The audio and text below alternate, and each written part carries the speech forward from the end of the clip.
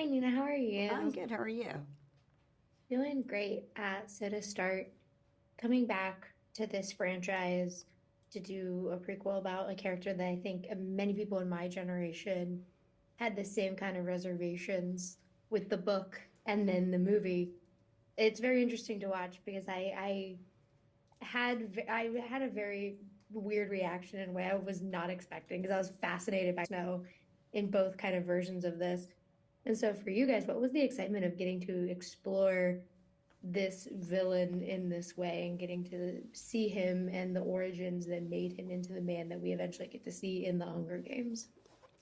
Well, I have kids who are, around this age, and I know how much, you're still being shaped and formed at Mhm. this age. And you might have, in his case, the responsibilities of an adult and the worries and burdens, but you have not fully grown into yourself, and what you may believe and your values are largely what you've grown up with as opposed to what you have discovered on your own.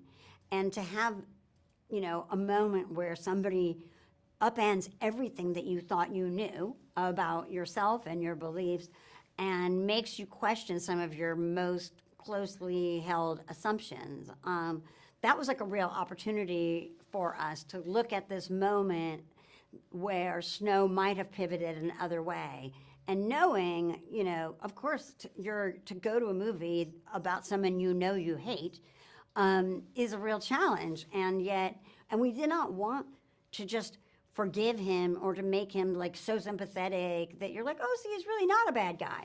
But he is complex. He is both Songbird and Snake, as she is, and being able to have an actor like Tom who could bring all of that complexity to life. On the one hand, you see the sort of self interest, the survival instinct, the need to like do whatever it takes. And on the other hand, you see him make some very irrational decisions based on how he feels, which I can assure you is a very common thing to happen around that age. Irrational decisions. They happen all through life, but particularly at those moments in your life, that first time you fall in love, the first time that you start to really be uncertain of what the right thing to do is.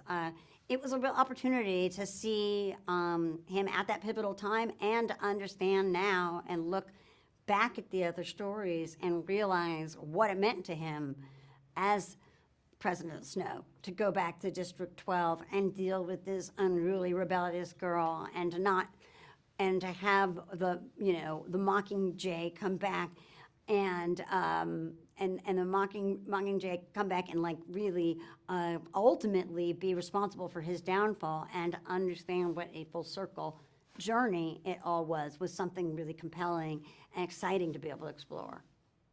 Yeah, and as a producer, is it cool to kind of see all those parallels in the reverse, like get to see the Capitol in a completely different way and like the Hunger Games in a more like it's not a spectacle that we see the Hunger Games in especially that first movie and book and to see it all on the flip side in this movie and book in particular.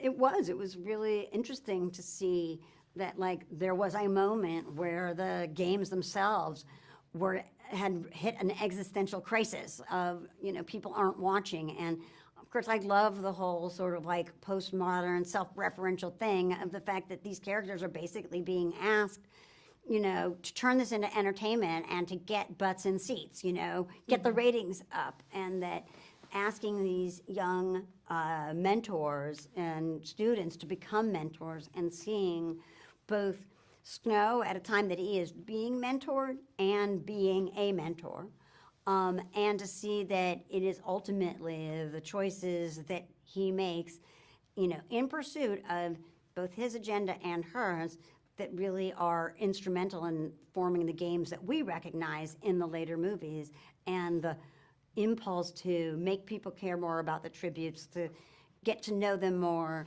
to be able to bet on them, to be able to feel like you're part of the game, to know who you're rooting for and who you're rooting against, and then to look at, like, say, the later games and the choices to have stylists and the chariots and the sort of showmanship of their costumes, then to put them in uniforms instead of sort of seeing these poor kids having to fight in the clothes they were reaped in, and to see all of that like big, you know, ultra gamification of the games and of the brutality of the games, and to see where it all began was a really rewarding thing to be able to delve into. Awesome. Thank you so much. I really love this franchise a lot. So thank you so much for talking with me today. I really appreciate it. Did you get over your reservations when you saw it? Yeah, I loved it a lot. Okay. I loved it a lot. Thank you.